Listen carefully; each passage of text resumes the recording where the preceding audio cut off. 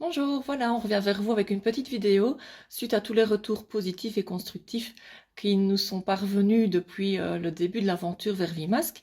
L'idée cette fois-ci est de modifier un tout petit peu la fin de la confection du masque au niveau des coutures parce que dans les retours on parle beaucoup des machines qui souffrent quand même lorsqu'il faut piquer toutes les épaisseurs au moment où on doit faire la coulisse pour l'élastique.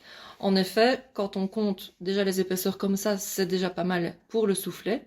Et du coup, quand on met tout à double, au moment où on pique ici, plusieurs machines vraiment ont du mal. Du coup, l'idée était aussi de prendre un petit peu la méthode, par exemple, de chez Afnor et de modifier simplement le pli au moment où on fait les petits soufflets. Donc au départ, on garde quand même le même gabarit, donc on est toujours sur le 20 x 40. On n'oublie pas les zigzags au-dessus et en dessous, ça c'est essentiel.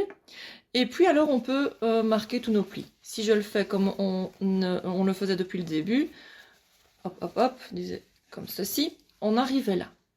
Ok. Donc l'idée est d'oublier cette technique-là. Donc voilà où on en était depuis le départ, avec tous nos soufflets. Si je prends le masque comme ceci, simplement je vous propose de réouvrir le dernier pli vers le haut. Hop, en écrasant bien, vous allez remarquer qu'il ressemble tout à fait au modèle de chez Afnor. C'est-à-dire que sur les côtés, on a beaucoup moins d'épaisseur à piquer et du coup, la machine va pouvoir passer sans problème et sans crier au secours. Ce modèle-là permet donc toujours de passer l'élastique sur la machine, de faire le rabat et de piquer bien proprement. Et quand on a fait les deux côtés, on se retrouve avec un masque qui a vraiment une forme bien rectangulaire et suffisamment longue parce que sur certains masques qui nous sont revenus, on avait vraiment fait des gros plis sur les côtés, ce qui réduisait énormément la longueur du masque. Au niveau du confort, on y est aussi. Les élastiques ne sont ni trop courts ni trop longs. Et donc, une fois fini, voilà à quoi ça ressemble. Et si je vous montre le côté qui sera contre le visage, il s'ouvre comme ceci. Et donc, on a un masque qui est bien symétrique des deux côtés et qui ne gêne pas du tout au moment où il est porté. De plus, ces plis-là n'empêchent pas du tout de glisser, si certains le souhaitent, un papier supplémentaire à l'intérieur. Il y a moyen d'ouvrir le masque jusqu'au-dessus. Et donc, une fois que le papier, le filtre est mis en place, il se replie comme le reste du masque et hop, il est confortable à porter de la façon qui est recommandée depuis le début.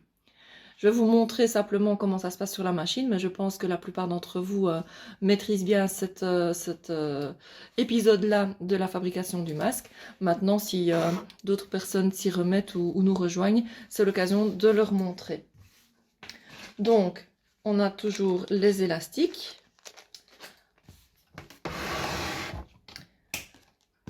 Hop, voilà. J'enlève le sabot de la machine. On met toujours l'élastique de la même façon. Voilà.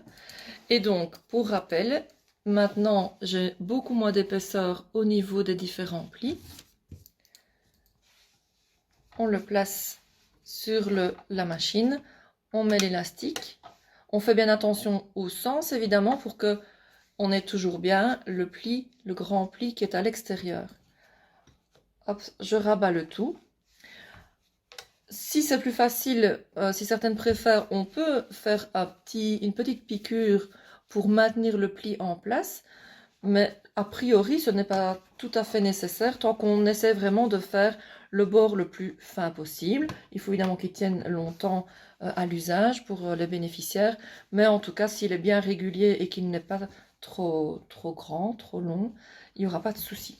Alors, hop, on fait un petit démarrage. Une petite marche arrière. Et voilà, on peut démarrer. Et vous allez entendre certainement, en tout cas moi, ma machine me remercie maintenant avec cette technique-là. Ça fait beaucoup moins de bruit lorsqu'on arrive sur le passage de multi-épaisseur. Voilà. Et on sait le faire en une fois. On va bien jusqu'au bout. On va bien jusqu'au bout. On fait une petite marche arrière. Hop, j'ai mis mes ciseaux là-bas. Je couperai bien les petits fils après pour qu'ils soient tout propres et bien nets pour les bénéficiaires. Et du coup, on se retrouve donc avec un bord vraiment tout à fait correct de ce côté-là. L'élastique qui bouge toujours dedans, il n'y a pas de souci, il n'est pas pincé. Et donc, on a vraiment l'ouverture qui va se faire très facilement et rester bien à droite sur les côtés. Je vais faire le deuxième pour le terminer. Voilà, je remets mon élastique.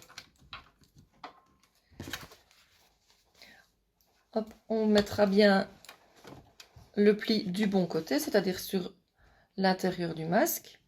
De nouveau, je ne fais pas la petite piqûre pour maintenir le pli parce que ce n'est pas fort épais, donc en le tenant bien avec les mains, c'est suffisant. Voilà. 1 cm, c'est vraiment parfait. Et puis on redémarre. On n'oublie pas la marche arrière parce que à l'usage, ils vont quand même bien vivre tous nos masques. Et puis on démarre.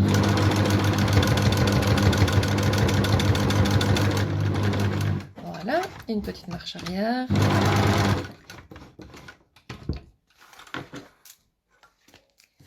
Les petites finitions, ce sera pour après. Et donc, je me retrouve avec le même masque que celui que je vous ai montré tout à l'heure. Le soufflet qu'on va appeler le soufflet comme chez Afnor, là devant. Du côté du visage, l'ouverture est classique. Et donc, il est bien large, bien confortable. Et il est toujours tout à fait possible d'enfiler un filtre à l'intérieur et puis de remettre tout simplement bien à plat. Voilà, j'espère que ça ira pour tout le monde de changer ce modèle, mais a priori, ça va être efficace. Et de toute façon, l'efficacité, c'est vous. Mille merci et à tout bientôt.